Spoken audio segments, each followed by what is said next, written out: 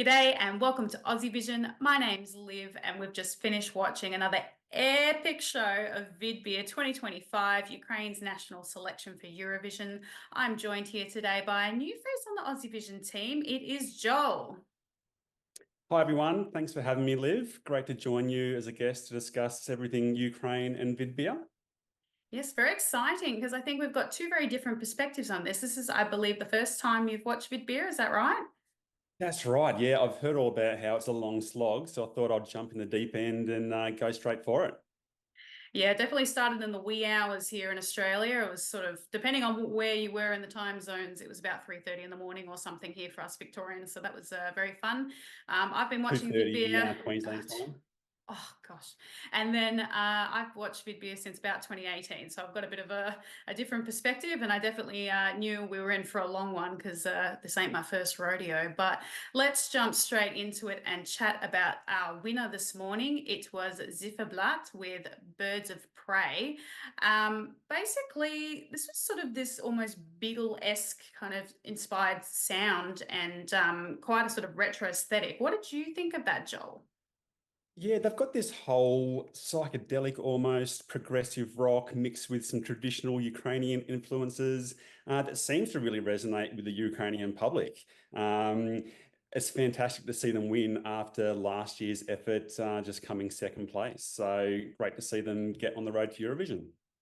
Yeah, because they took out the all-important televote. I feel like that's always very important in a national final that your people chose you. And then they came second in the jury, which gave them quite a handy total that sort of put them above the rest quite easily in the end.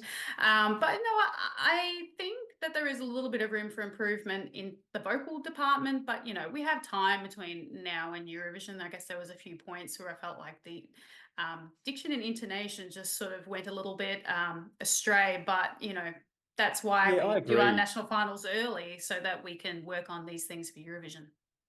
For me, I think one of the highlights was definitely the chanting choral nature of the vocals in the background. If they can make that sound bigger on the main stage, I think it'll come together really nicely. Yeah, they had that beautiful female vocalist that was doing a lot of this really high stuff in the background, and she was absolutely stunning. And I really enjoyed just generally the staging concept. It's always a little bit tricky at a national final to have a fully realized package, but this one was quite pretty and spectacular, and you can see that they've got some ideas going to how to make it even cooler, I guess.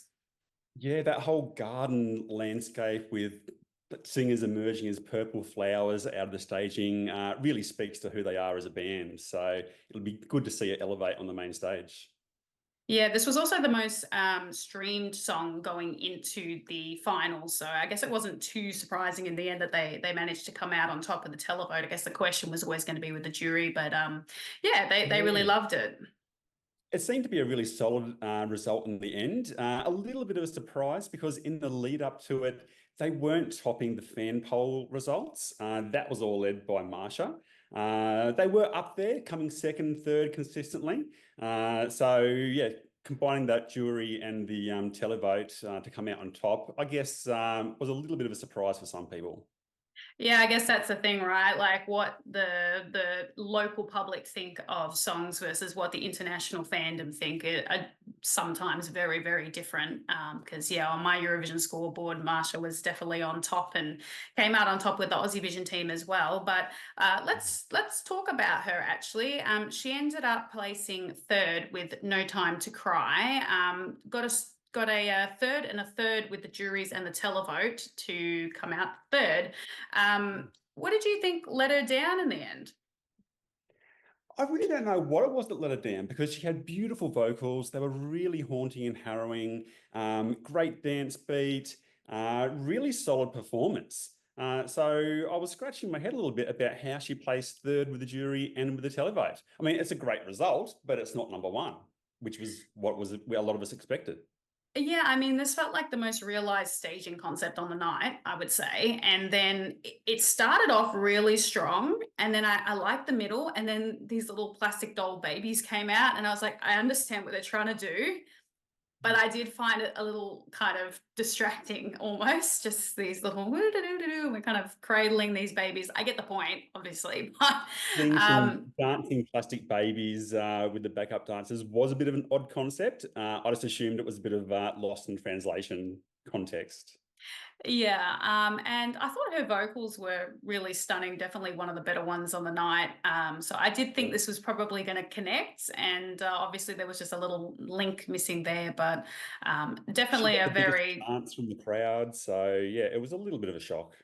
yeah, it felt like a big moment. I thought, yeah, she'd definitely get at least second with that kind of response, but not quite, not her night. But speaking of who did get second, which were actually like my babies, MOLODI with My Sea. What did you think of that one, Joel?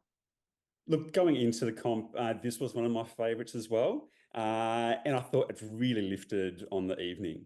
They did a fantastic performance, didn't miss a note, really connected with the viewers and the audience, so you can clearly see how it performed so well.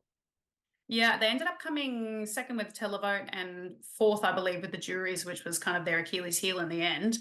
Yeah. There was a big chant for them actually when the results were coming out, which was a little awkward at times. But yeah, they performed really well. I thought the main dude at the front was great. There was probably just one little section with his vocals towards the very end that I was just a bit like, all right, let's rein that back in, and then he did, and he finished really strong. So I thought this was another really spectacular, contemporary, strong tune out of Ukraine with another really nice staging concept. He's got a lot of presence at the front there. So, What we're seeing yeah, is the more popular acts are returning year on year and getting better each year. So even though 2025 wasn't Molodi's year, bring on 2026 maybe. exactly. There's always another edition of Vidbir. Jumping down to an entry that was maybe a bit of a surprise result with KHAYAT and Honor, who actually topped the juries.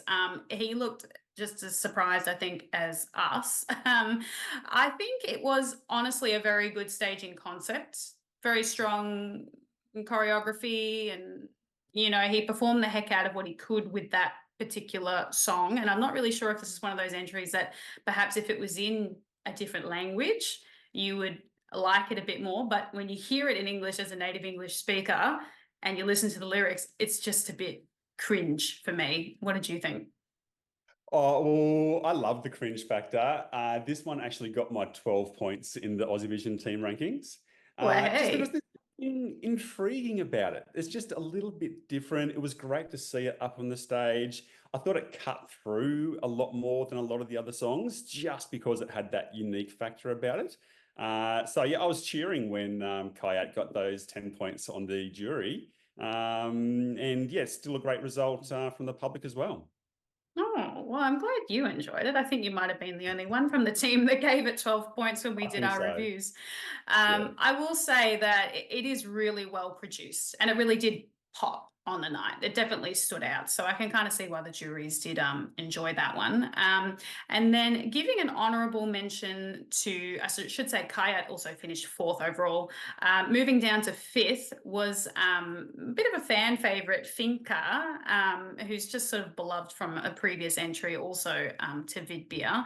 I don't know if the staging concept quite landed on the night. I would say it was fine for maybe a minute and then it just became a little bit too repetitive. But then again, the song is a little bit like that just generally. So it's going to be really hard to take it on a big story. I think it was just a little bit too repetitive, really, to kind of jump Yeah. up those places. For me, it was just a bit too one note. Mm. For a 3 minute song, I found myself feeling pretty bored for longer than 3 minutes. So it just didn't cut through, I don't think, which was surprising given that she was the wildcard entry into Vidbir. So for people that didn't realise, 9 of the acts were selected initially, and then the 10th act was a public voted wildcard entry, which FIİNKA got. So I guess a lot of us expected her to do a little bit better with that song. Yeah, bless her. I mean, I think you can just tell that she's got such a lovely, warm personality just when she performs, you see her talk and that kind of thing. And I really, Grin really, on her face. out of this whole lineup, she is the person I want to see to win one day in Vidbir. So Yeah. I just hope she comes back with another really strong song. It was a great fusion entry, bringing, you know, a lot of Ukrainian sound with some contemporary pop and all that kind of stuff, but just need a bit of a stronger entry. Moving on to just the overall vibes of the show. What did you make out of the show? Well, I thought it was a pretty good effort compared to last year. Everything seemed to go pretty smoothly, went off without a hitch, no voting app problems like last year. We got the results straight away rather than waiting for 24 hours. So when you can tick all those boxes, it was a pretty good show. Um, it did go longer than the advertised running time, but I guess that's what we've come to expect from a Vidbir event. Yeah, I mean, there's nothing more Ukrainian than Vidbir going longer than Eurovision grand finals themselves and then just taking their time, which is fine. They can do whatever the heck they want. Some I of the was more, really just yeah, happy that what there was no controversies, there was no little technical issues. I'm just happy for them that it was a nice, smooth night. Exactly. And I think some of the highlights for people were definitely seeing the returning artists performing. That opening number was fantastic. Having the likes of Ruslana and Jamala and Katya and a whole heap of other favourites just on the stage performing was great to see. I just love how they do things kind of so uniquely and in their own, they beat to their own drum. Like, for instance, I think 3 of the jurors were chosen via voting themselves, including Jamala, which Yeah. is just so unique and amazing. And I love that. And I will say, I think Vidbir's always had very strong staging. Like, they've always been very creative and high quality and all that kind of stuff. And I'll say, I think the staging was right up there as usual. For me, and the thoughts of a lot of people, is that perhaps the song quality was a little lacking compared to some other years, looking from 2015 onwards, really. Yes. Just a tiny bit. It was overall a really strong competition as always, but they always know how to bring a visual spectacle. So it's kind of also your Achilles heel when you are so good at staging and bringing great shows that, you know, people judge you a bit harder. It's kind of like Melfest, you know. Obviously the production's really high, so as soon as you drop just a tiny bit, people kind of notice it. I definitely agree. I think that the standard of entries wasn't quite up there with recent years, and particularly seeing some really strong competitors emerge from other European countries in their national selections. It does make me wonder how Ziferblat is going to go on the main stage in Eurovision. Just whether this is going to be able to achieve that cut through and get that popularity vote behind it will be a question that we'll have to see answered. Yes, obviously Ukraine's done very well at Eurovision in recent years, and they always have. They've always been a Mm. powerhouse of Eurovision and never, you know, they're the only country to famously never miss out on a qualification. So I don't Yeah. think they're in any trouble here of that. But I do think it'll be an interesting year to see where they slot in at Eurovision, because I wouldn't say that this is a slam dunk like some of the other ones you've seen come out of Vidbir in the past. That's right. Yeah, I think it's a fantastic song, great to listen to, but I don't think that we'll be heading to Ukraine for Eurovision next year. Somehow I agree. Well, thank you very much for joining me today, Joel. And I hope Pleasure. everyone has a lovely weekend, and we'll catch you in the next one. See ya. Thanks. Bye.